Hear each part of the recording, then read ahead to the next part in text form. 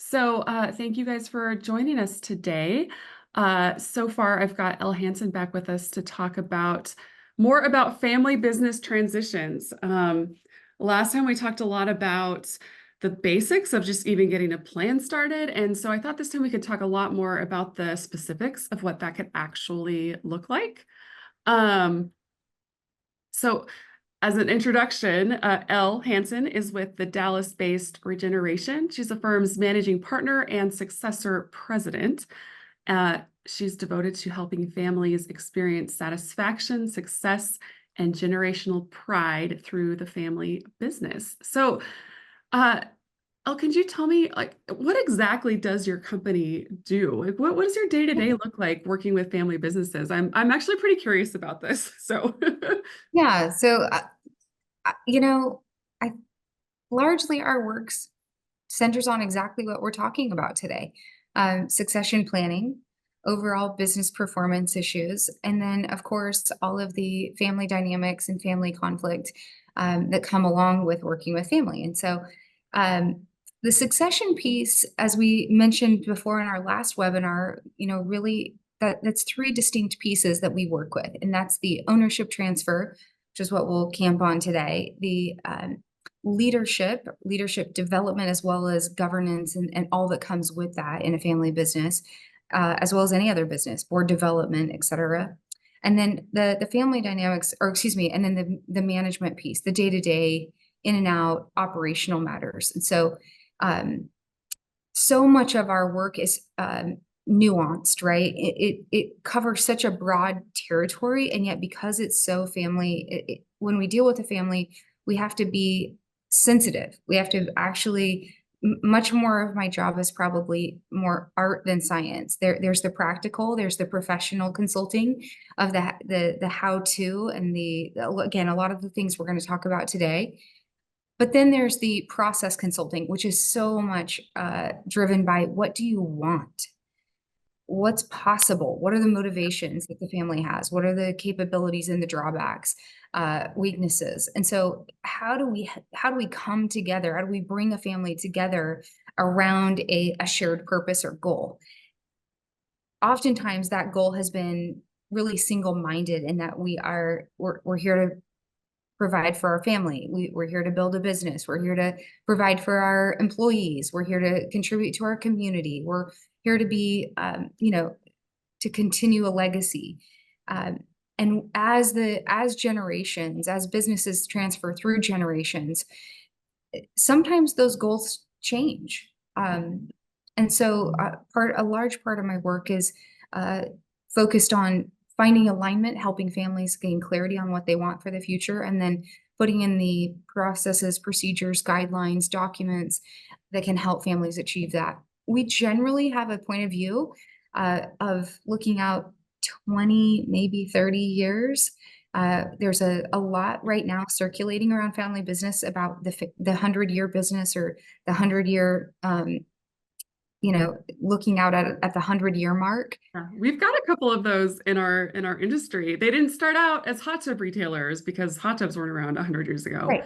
but they started their business 100 years ago, and they're still here today. Which is It's pretty amazing. amazing.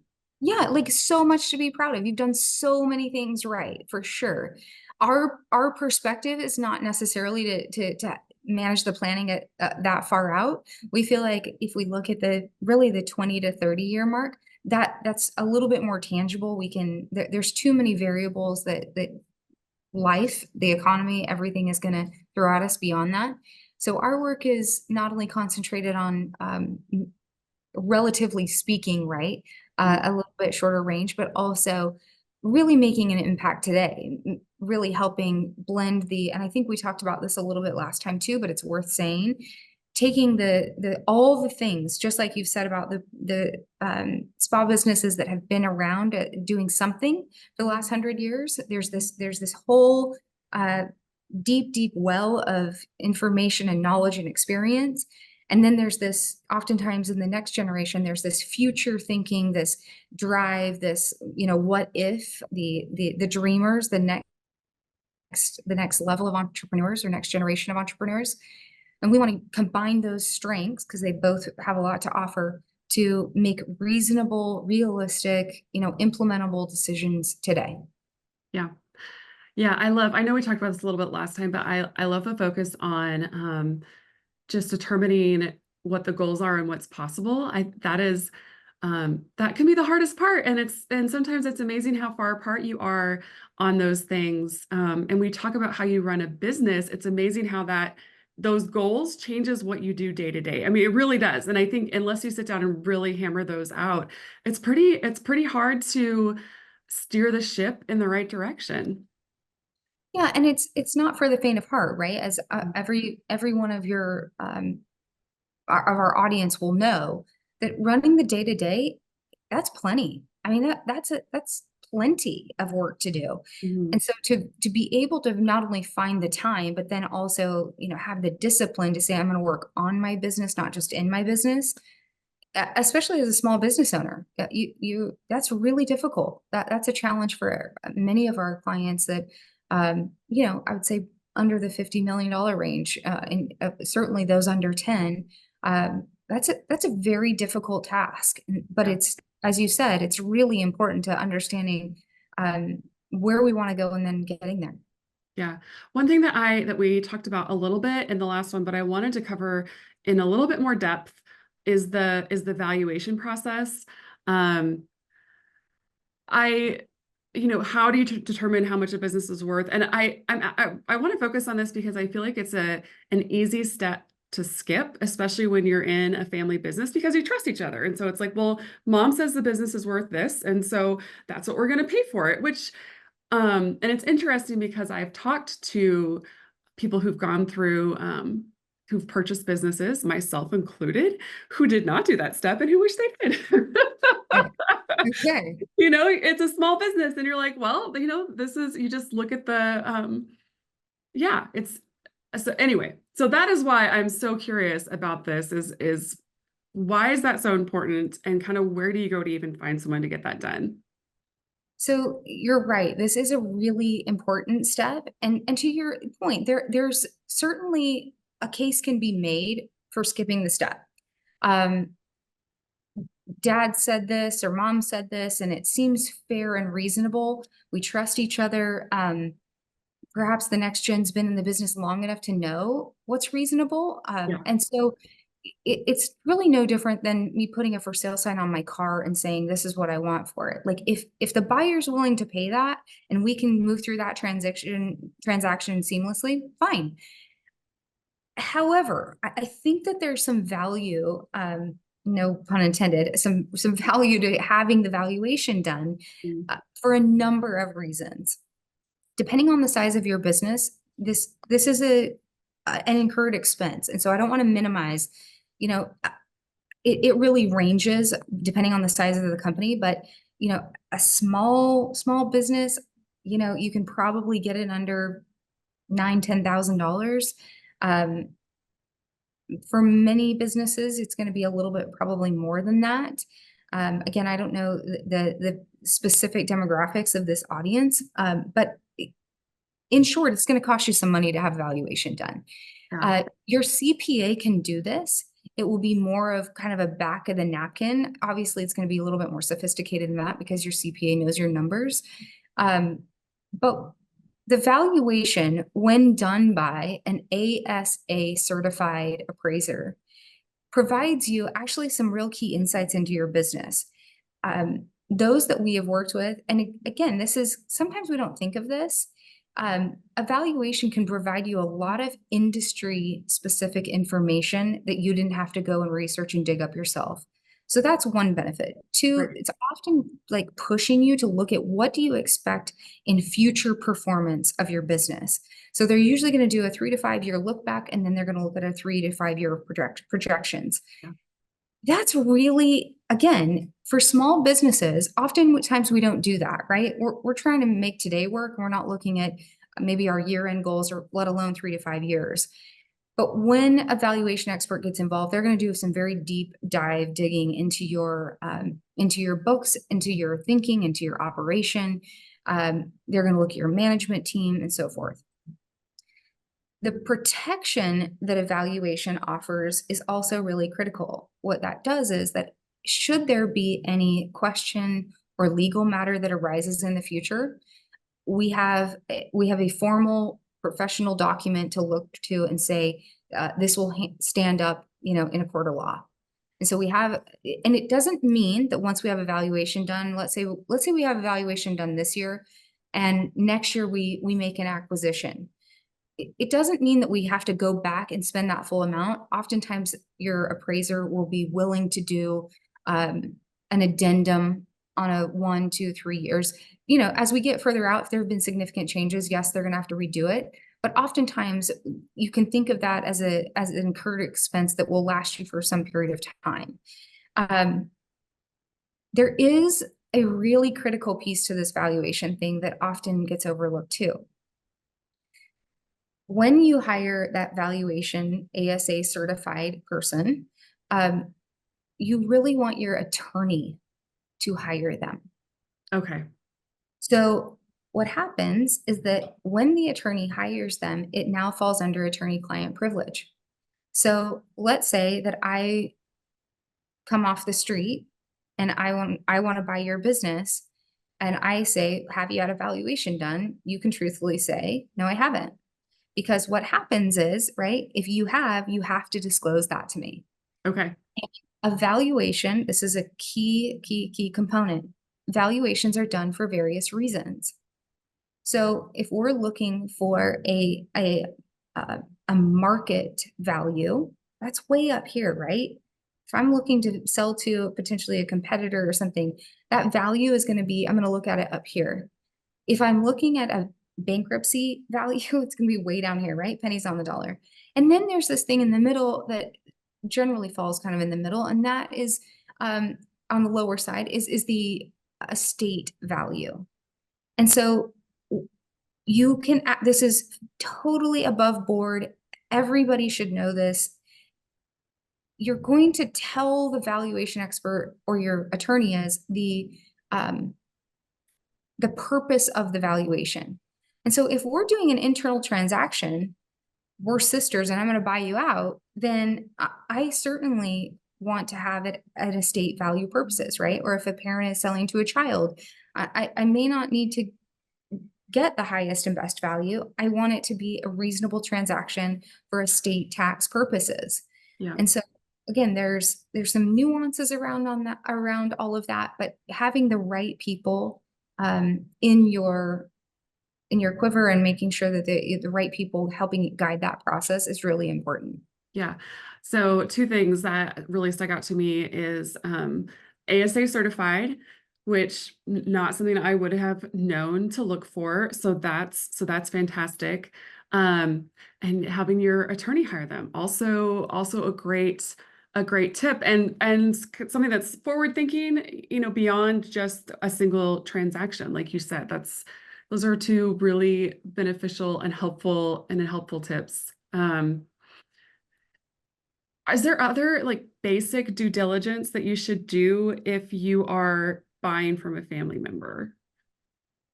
Well, so there's a lot probably around this, but let's talk about it at the high level. First of all, as the adage goes, always run your business like you're going to sell it. So if we just kind of kept that in mind always, we would probably lean into better. I always hate using the term best, but better practices. The first thing that always comes to mind is having your financials in order. We talked a lot about this last time, but this is so critical that to have your financials, your bookkeeping in order is really of value and importance. So as a buyer, whether it's a family member or non-family member, the first thing anyone is going to do is look at your P&L and your balance sheet. They're going to look and they're going to look for the story that the financials tell. And there's a story to be told. And so how you keep your books, who is keeping your books, how you utilize those financial reports and management reports is going to tell a buyer a lot. And so not just accuracy, but detail, et cetera.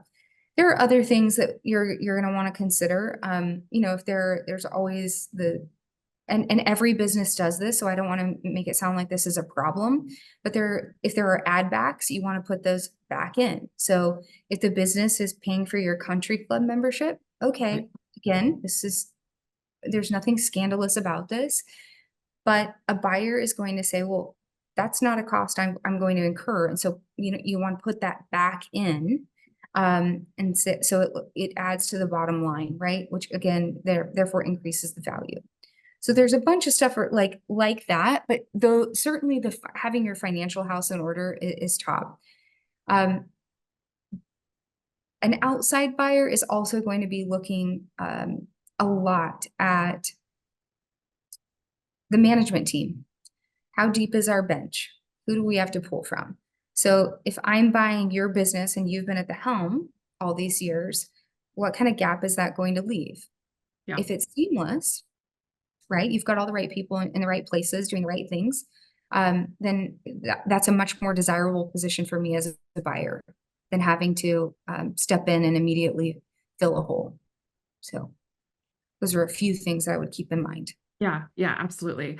I mean, and I love the point about the buybacks and, the business paying for your country club membership because that's one of the things that we're talking about when we talk about goals and we talk about how you run your business and how you run your books. Like you said, there's nothing wrong with doing things that way, but when it comes to selling your business or transitioning your business to someone else, you have to clean that stuff up so that so that everybody understands exactly what the business is bringing in and exactly what is going out, and to where like that kind of stuff needs to be, add it to your salary. That's right. All of that needs to be corrected. That's right. That's Yeah. right. Okay, so what are some common ways that people choose to sell a business from one family member to another? And I'm thinking like, I know Jeff mentioned that his parents gifted it to them as shares.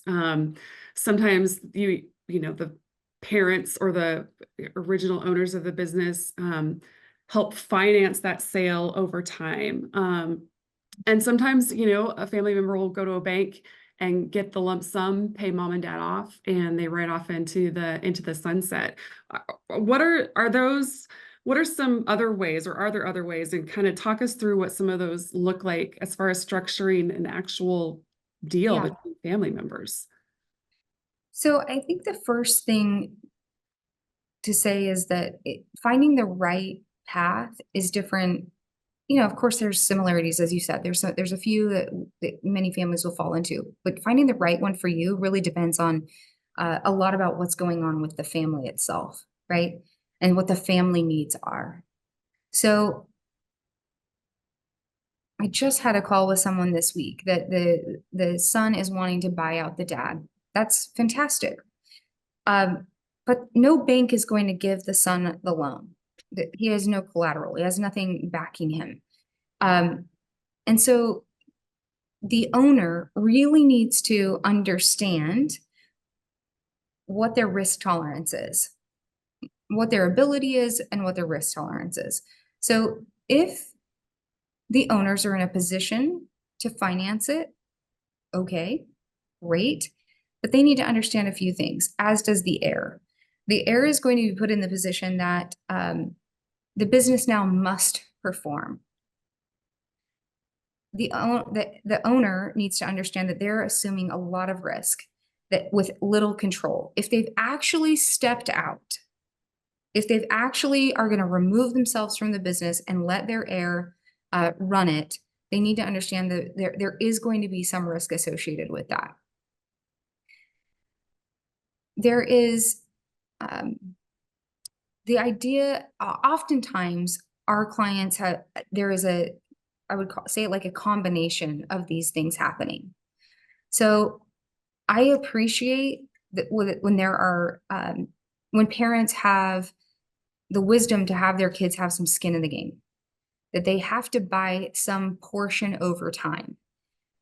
And there's nothing wrong with gifting shares. We have, in 2024, the lifetime tax exemption has actually increased. And so there's nothing wrong with taking advantage of that. There's zero issue about that. I think there's a combination of those things to be explored. The other thing that is, I think, important to note is that, and I think Jeff talked a little bit about this earlier, but if we're buying out another family member or a sibling, right? So if we have, let's just say two siblings that are 50-50, 49-51, whatever it is, please never do 50-50. But even if it's 49-51, um, Wait, why never do 50-50? because you need a tiebreaker. You need a All right. way to Someone has move to be off in charge. center. That's right. Okay. And they can have the same financial benefit. In fact, frankly, they can be 50-50 in terms of ownership, so long as we manage potentially a voting share so that someone has control. I worked with a family for a number of years. The brother and sister were 50-50. They 10 years, totally immobile because they could not agree. They could not find alignment. Um, it's a recipe for disaster in many ways if it's not structured appropriately. 51-49 gives them, basically the same financial benefit, but it clearly delineates that there is a decision maker in the group. So, Okay. um, forgive me, I kind of lost my train of thought, but No, that's the okay. I mean, yeah, that's so, I think, counterintuitive to how, like, you as a parent want to treat your children, right? And so that's a little bit, that could be a little bit of a hard one to swallow, I think, for people, that you kind of have to, like you said, like, someone has to be the decision maker, the final yes or no on something. yeah. And I think, you bring up a good point also about if there are other siblings, if there are, excuse me, other heirs that are not involved in the business, if we're going to either, whether we're selling it or gifting it, we need to actually understand the financial needs of the owners. Do they need an ongoing paycheck, right? What does that look like? That's And then we need to equalize, and I use that word begrudgingly. If we need to equalize other heirs that are not in the business, do we have outside assets outside the business to do that? And so I certainly have had clients where there's enough wealth or there's enough assets, whether that's real estate or properties or art or whatever. There's enough right. outside assets outside the business that they can pseudo equalize what the gosh, it's hard to say, what one of the heirs is receiving in the form of the business. And so that's also an important consideration, because I don't want to overlook the first thing a parent says to me is everything has to be equal. Everything has to be equal. Yeah. Equal is a very tricky word. I would much rather hear people use the word fair. I would like to be reasonably fair. Okay. It can't be perfect. It's not going to be perfect, but I can be reasonably fair in my estate planning and business planning. So what are something that I've thought about a lot as we've talked about this is when you're looking to do a transition and when you're trying to decide how to structure things, does it matter what your current company structure is and how you choose to do it? Like if you're an LLC versus a corporation, I mean, it can be, there are lots of options there. I mean, does that change how a business can change hands? Absolutely. Okay, so the answer is yes. Generally, companies, S companies, C corporations, right? S companies are often referred to as flow throughs.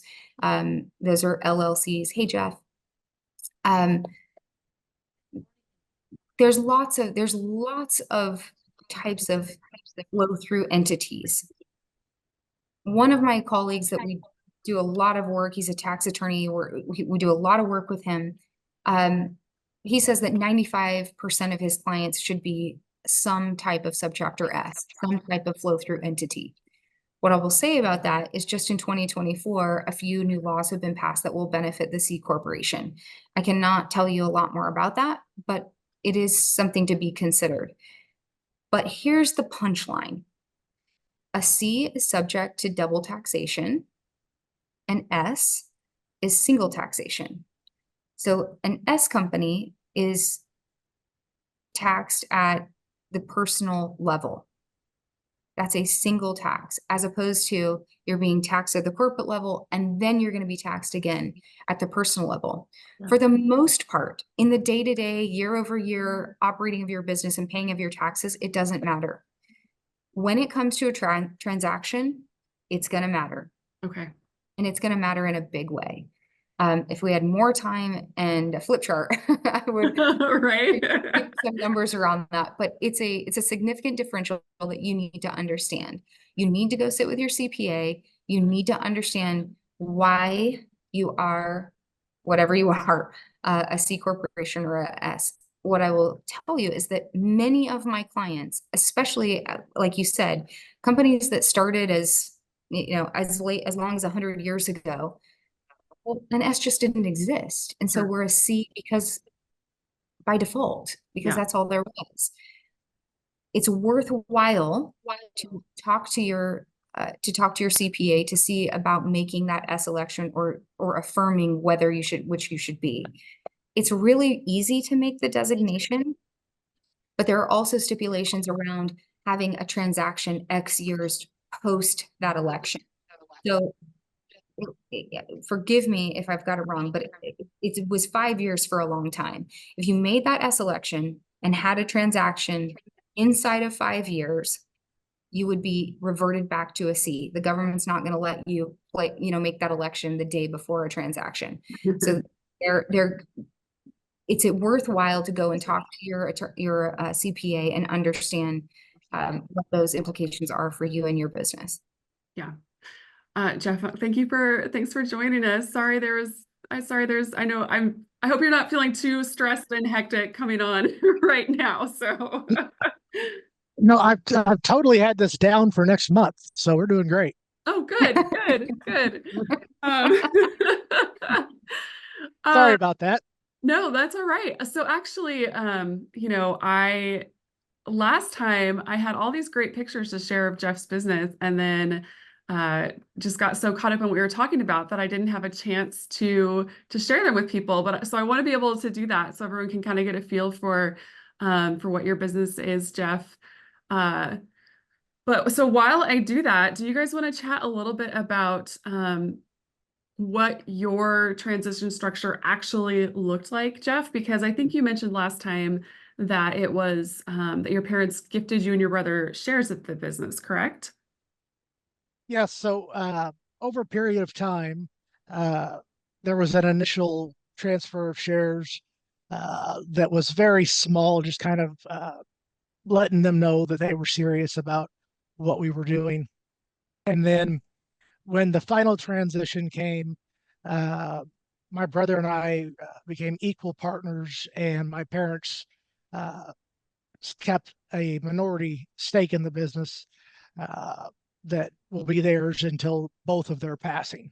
When one passes, their shares go to the survivor, and then those shares will go equally to my brother and I, which uh, brings up the 50-50 debate that's common, but ours is spelled out as to how those issues are dealt with, and if there's a tiebreaker, who we have to call in, and so on. So it was a very balanced uh, transaction that was pretty well thought out to make sure that we didn't burn the thing down.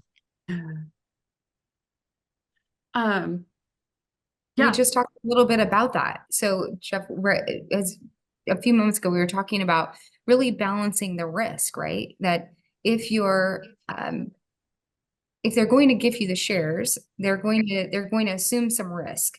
And so I appreciate what you just said. Like it actually puts a lot of onus on you, the heirs, to make sure the thing continues to perform. Even if you were gonna buy out a portion of it, your parents are therefore carrying risk that they otherwise wouldn't had they sold to an outside party. Yeah, so they did that very uniquely. So I hold 30 shares, my brother holds 30 shares, uh, and then the balance is split between my parents. But for a vote to pass in our board, it takes 70%. So we got to have one of them on board uh, to make significant financial decisions. I think too, I mean, your situation I think is a little bit unique, Jeff, in that, I mean, to be frank, your parents are in a position where they don't need the sale of the business to fund their lifestyle. Which is not the case for, I think for most small business owners. Like that is their business is their retirement plan for a lot of them. Yeah, I know they're heavily reliant, maybe not reliant, but anticipating that the revenue from the income of the real estate that the business possesses, which they still own the majority of, is part of that. But independent of that income, they planned early and heavy, and my mother is extremely uh, thrifty when it comes to certain things. Selectively frugal might be a better word, but they were very smart along the way, despite the company almost going under on more than one occasion, and all of the pitfalls that they've fallen into. They managed to plan their way through it, and uh, it's something to really look on and hopefully be able to put myself in that position for uh, the next generation if it stays in the family. Um, Elle had mentioned earlier too that to stay away from the word making things equal, but to make it balanced.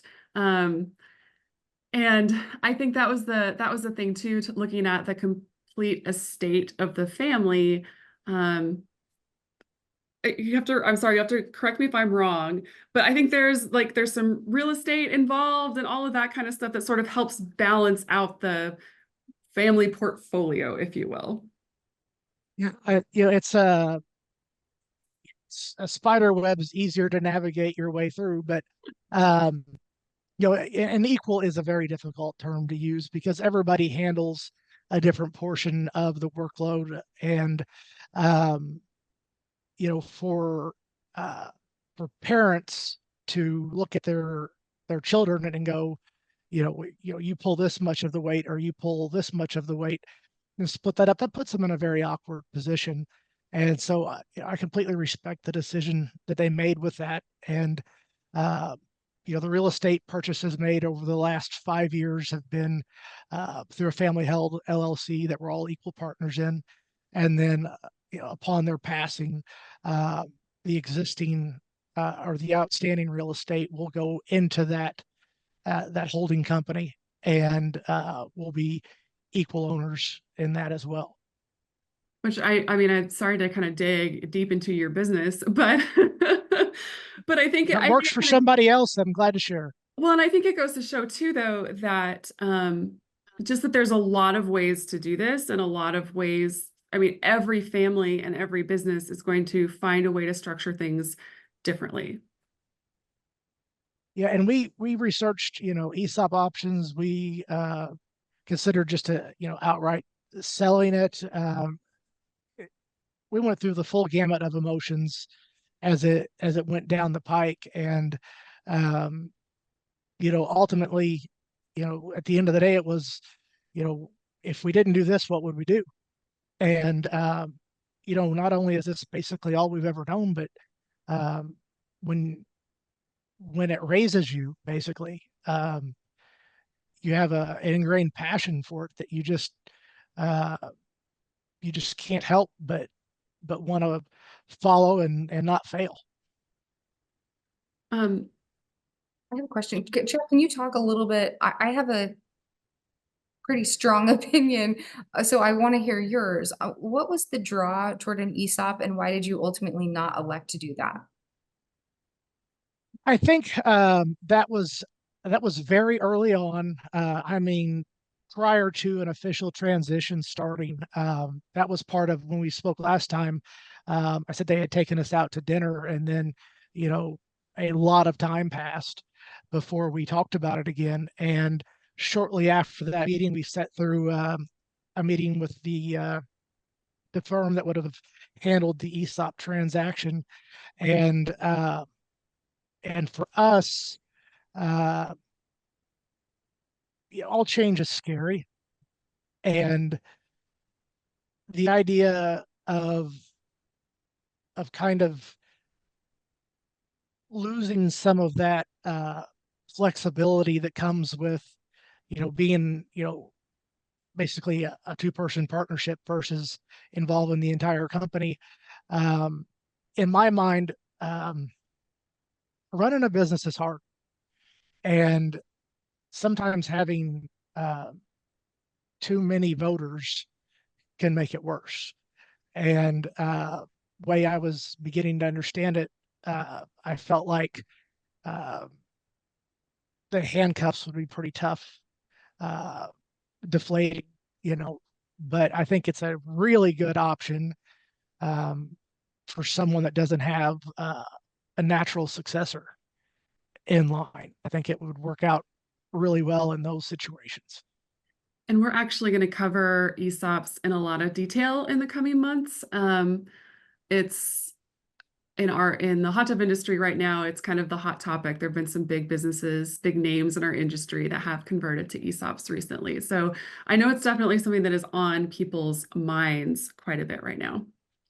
I'm curious if that is because if those are family or non-family businesses that are most interested. And the reason I ask that, so obviously my bias is family business. And so we have been involved in unraveling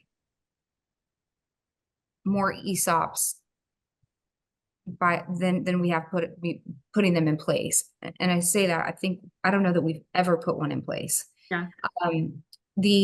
I sat with some investment bankers last week. We were interviewing, and I asked each one of them, how many ESOPs have you done?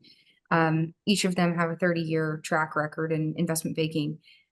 One said 2 in 30 years. And so I think it's a real risk proposition that you have to be willing to tolerate. I totally see Jeff's point about if you don't have a natural successor. But at that point, my question would be, if that's the case, then this is an investment, and it is only an investment, right? And if your investment is either A, giving you the return you want, or B, is providing you the risk tolerance that you can manage, then maybe. But to your point, Jeff, it goes from a family traditionally having sole control to having no control and taking all the risk. And it puts a lot of that risk I think it puts a new responsibility on employees that they may not have ever encountered before. They may not have any experience doing so, especially in a small family-held business. And so I don't discourage looking at it at all. I feel like that hasn't been our experience in terms of the family business route being Yeah. taken as frequently. For sure. And those companies, yes, they did not have family successors as an option. So Okay. Jeff, I had one more question. Could you remind me, did you end up buying your brother out, or are you guys still partners? We're equal partners. He runs one division of the business. I run a different division of the business, and so uh, we're on separate sites 90% of the time. We come together for board meetings and shareholder meetings and some things like that. And we have some natural overlap. He pretty much handles, 100% of what happens in his division, but the way that it's designed, because I think of Wolf Steel, Napoleon. That's the only co-president situation in a related industry I've ever heard of that was successful. Um, And as Dave Ramsey says, the only ship that doesn't sail is a partnership. Uh, you know, as president, even though we're equal voting shares, um, at the end of the day, if him and I can't come to an agreement, it's up to me. And that's very difficult. I've pulled that card out once, maybe. It's not worth it in most occasions, but that was put in place because of the 50-50 split. We just talked about that. So I'm curious, and I think we literally had like 2 minutes left in our prior conversation, but I think it's worth talking about here. I believe you said you had an agreement, essentially that if one of you wanted to buy the other out, it had to have been, reversed. Would you have given yourself, talk more about that stipulation in your agreement? It's what's called a shoot. I'll think of the name right after we're done with this call. But long story Shootout. short, Didn't you call it a shootout or something? I think it's a shootout. I think that's what it's actually listed as in the legal documents. But long story short, it's to prevent me from making a lowball offer or for him to do the same. So any number that I would approach him with to buy him out, he could choose to buy me out for that number instead. And so I thought that was a very crafty uh, thing to do, and um, definitely prevents a whole lot of games that could be played. This is one of the things, and since talking with you, which is right, isn't that the way life goes? I've heard two other families that have done the exact same thing, which I think is, again, it's not that I hadn't heard of it before, but I appreciate that you guys have documented that, and it's official that you live by that. I do think that there's so often when we talk about transactions within families, there may be a family member that wants to be bought out, which is fine. Like I said, I think that's one of the critical components of the success of a family business is the ability, the freedom to get in or to get out. It's really important to note, though, that when a transaction is taking place, that if a minority shareholder is wanting to be bought out, they will be subject to discounts. And so often that comes as a shock, right? Let's just make it up. I think the business is worth $10 million and I'm Jeff's brother and I think my portion is worth 5. It's not. It's not. And the discounts can range widely, but expect a discount of anywhere from 10 to 45% of my 5 million. And so there's some expectation management around that. And it's important to note that that is fair. That's not being punished because you want to be bought out. That's because we want to protect the entity. And so I think that's an important thing, that as we talk with family about money, that we recognize that it's not, some of these things like discounts, they're not personal. They're true of in any transaction, these things would be reviewed. And so that, I think that's an important component. We handled that a little bit differently. So it is to be purchased at market value, and there's a section in there on exactly how it is to be valued. And then it's given the option of a 5 or 10-year buyout to protect the entity so that we don't sink it with, a buyout that can't be afforded. We can make payments over time. Perfect. Perfect. Thank you for finishing that thought. That's exactly right. That time horizon is a critical component. So Yeah, I've seen a lot of local businesses die that way. The one half wants bought out right now, and companies aren't that liquid. Yeah. Well, and there's other things. There's other demands, capital demands on the business, planned or unplanned. That's right. Sorry, Megan. So what pitfalls should the seller of a family business kind of be on the lookout for through this process as you're trying to structure an actual sale? What are some of the common things that that can help, that can make something fall apart or not go well or be detrimental to the business. Jeff, I feel like I've been talking this entire call, but I'll, I think I think the financial piece is that having intact financial reporting is critical, especially in a family entity where, and Jeff, I'd be curious to hear about this aspect in your transition. I often suggest and embed a monthly financial review, at least for the first year on a monthly basis, but certainly it'll move to quarterly over time. But I want the owners slash seller to have the visibility and the confidence that the business is being managed responsibly. It also provides a structured point of contact and overlap. So rather than, you know, Jeff's dad pulling him aside when he, comes over for dinner, right? I want them to have every third Tuesday of the month, we're going to sit down and talk about this. It provides a boundary so that dad, mom, whoever isn't floating in and out to check on how the business is doing, calling, their contact on the shop floor, et cetera. I want them to have a structured point of both accountability, but also communication.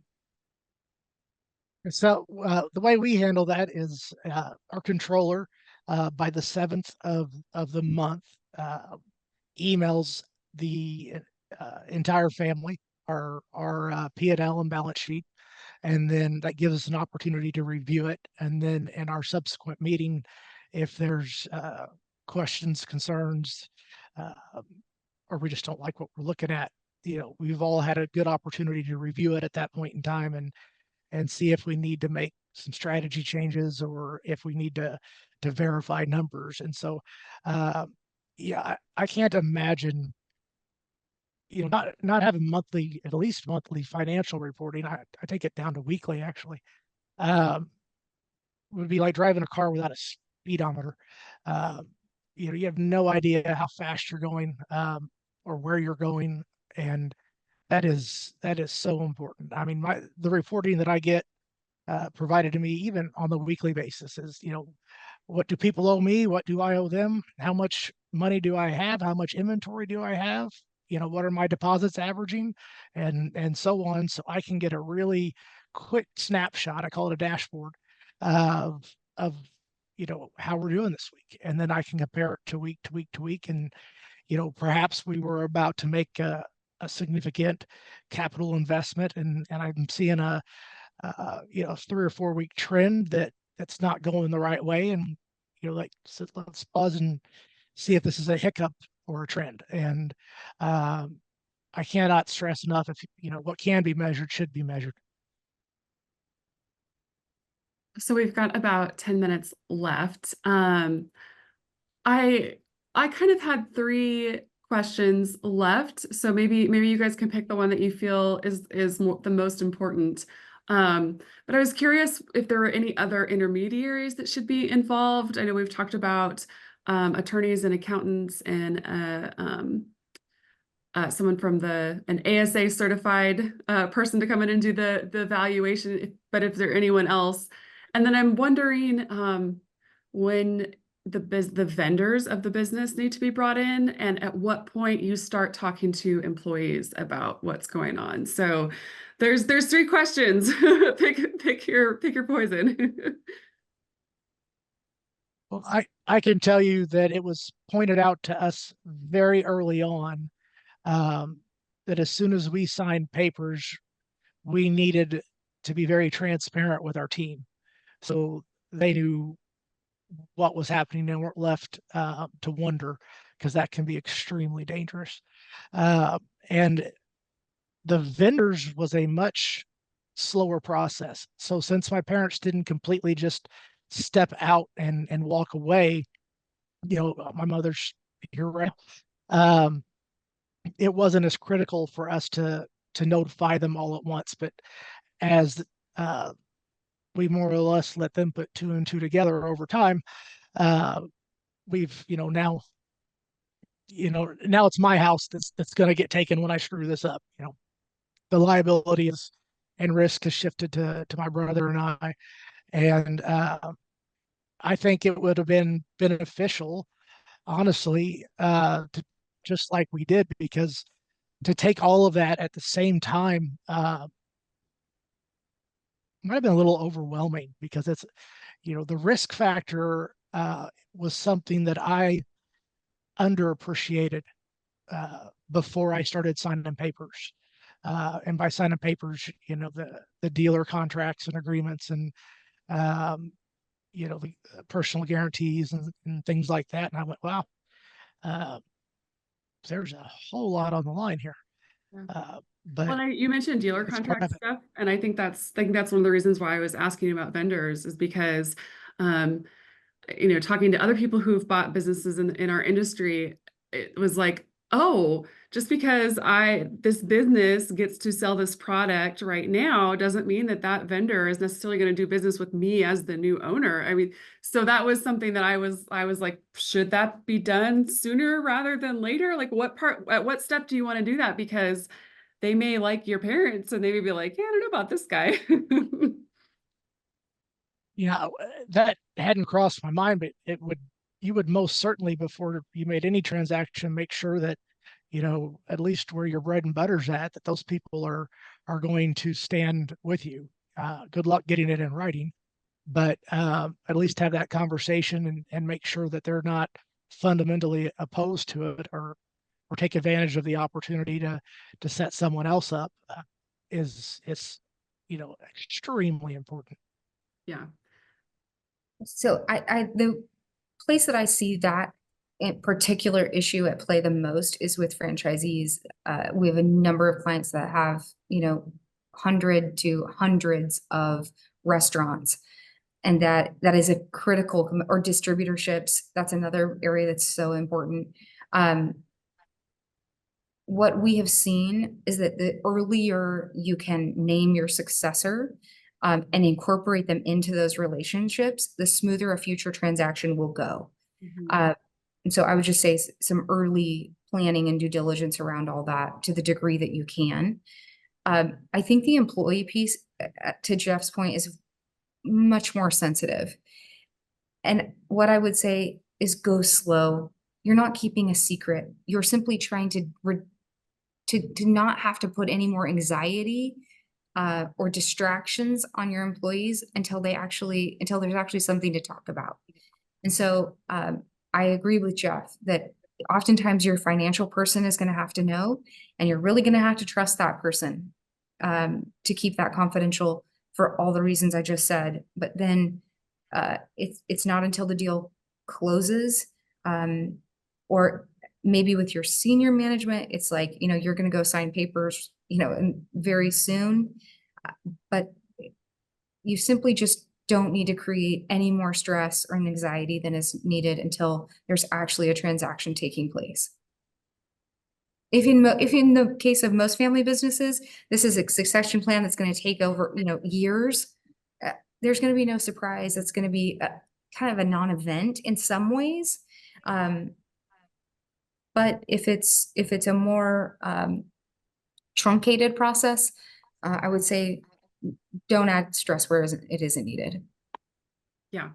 And I would just add quickly to that the best way to prevent gossip around the transition is to share what needs to be shared as it's happening, so that assumptions aren't made. And if someone gets the idea that one person's going to be in charge, and they don't want to work for that person, they may be on the job hunt, and you may lose that key person when they're operating off of pure rumor. And so I think making sure specifically your key team members understand the process and where you're at in it um, isn't anything to be ashamed of. Yeah. So other than managing like expectations and like you said, anxiety and stress within your company, are there any legal reasons to share or not share things as they're going on? there are certainly going to be parameters depending on where you are in a deal. And I would say this is probably more critical when you're selling to an outside buyer. But yes, there will be points at which you'll have, non-disclosure agreements and things like that that will have to be minded. So. Is there anything, I know, again, this is such a big loaded topic, but is there anything big that we didn't touch on today that you guys think is important? I would just say having an outside trusted advisor, of course, I'm the family business consultant in the room.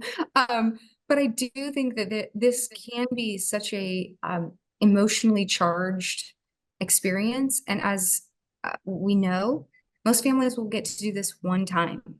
And so to have the right support before it goes sideways or before it gets unruly, I would be very mindful about who you have around you that's helping guide the process. We've mutually agreed on a trusted individual to come in and be our tiebreaker should it have been needed during the transition. That all four of us agreed that this person was of like mind and would have the best interest, and so that mom and dad wouldn't have to be the tough guys there. And that was very I think comforting for them and myself and brother along the way. Yeah, I think that's the key thing that I've taken away from all of these conversations is one, have good financials, two, start early, and three, make sure you bring in an outside perspective in some way to help you through the process. So, well, thank you guys so much for joining us today. I really appreciate Elle and Jeff, both of you guys coming back on, and thank you to everyone who joined us live today. And I know a bunch of people registered, and you will be getting this after the fact. So thank you so much. I really appreciate it, everybody. Thank Thanks you, for the guys. opportunity. Yeah, thanks for having us. Thanks, guys.